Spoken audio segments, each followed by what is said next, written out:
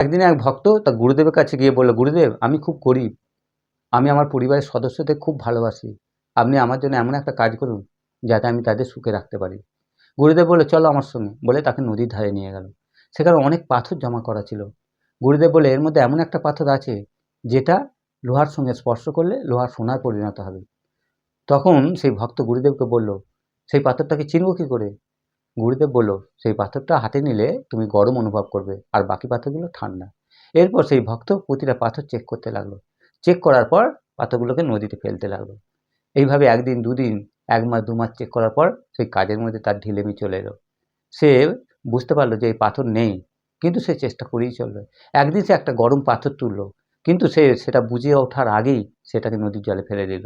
বন্ধুরা, প্রতিটা দিন, প্রতিটা মুহূর্তকে আমাদের সমান গুরুত্ব দিতে হবে। কারণ সুযোগ কখন আসবে, কোন দিনে আসবে আমরা কিছুতেই আগে বুঝতে পারি না। আর সুযোগকে আমাদের প্রতি মুহূর্তে কাজে লাগাতে হবে, হাতছাড়া করলে চলবে না।